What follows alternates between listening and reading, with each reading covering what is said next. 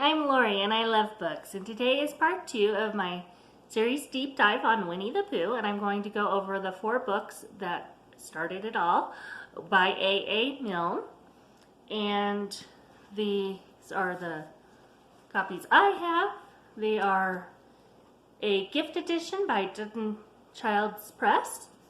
They have gold on these beautiful jewel colors. They have elaborate end papers,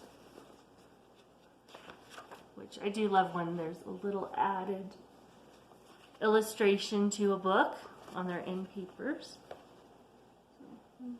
And then the last one. So I think they're just beautiful books, beautiful editions.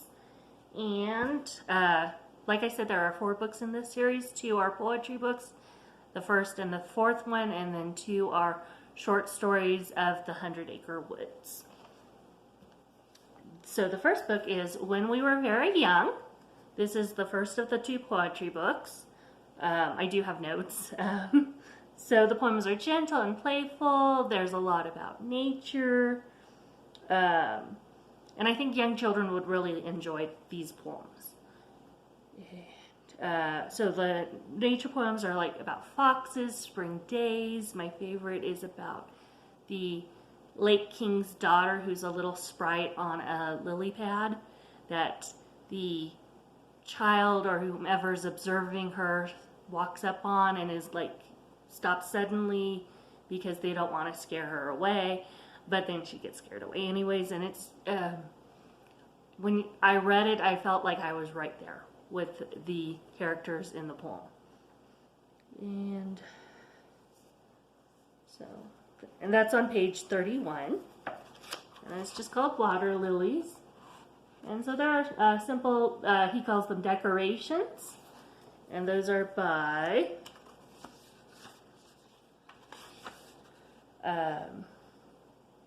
Ernest H. Shepard. And so, you know, a cute little sprite on a lily pad. And then, of course, on page 86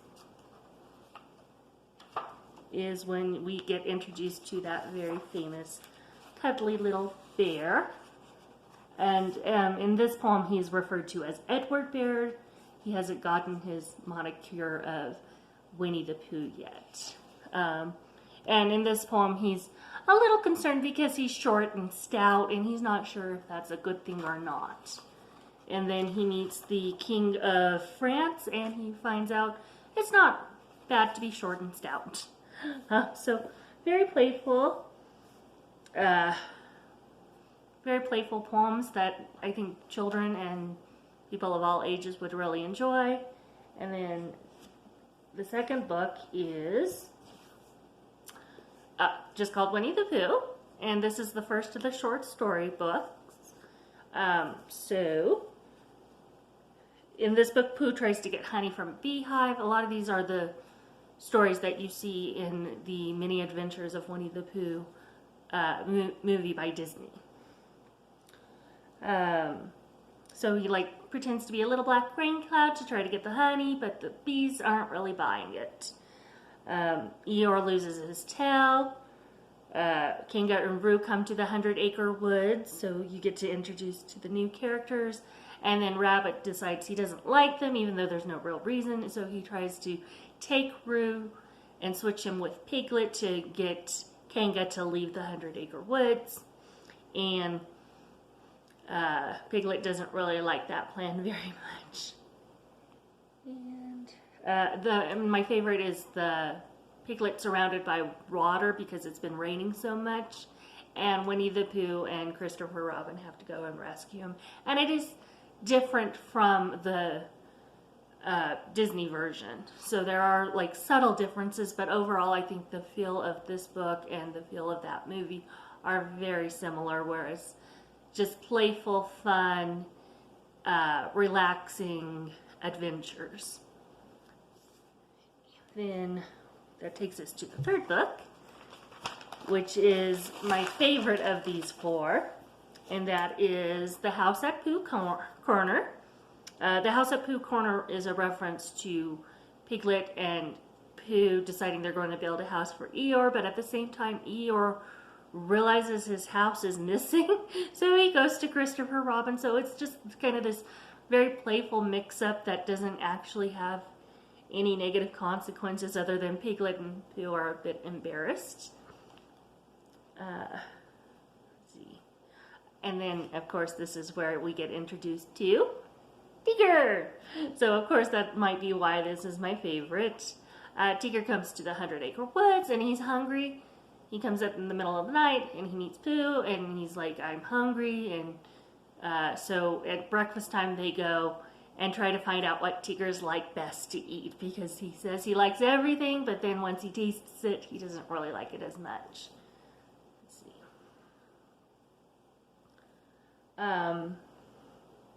This is also where Owl's house gets blown down, and so they have to find a new home for Owl, and Eeyore does that, but then it turns out it's Piglet's house, and Piglet is being very generous and lets Owl have his house, and Winnie the Pooh says Piglet can move in with him. So it's a very sweet, touching end.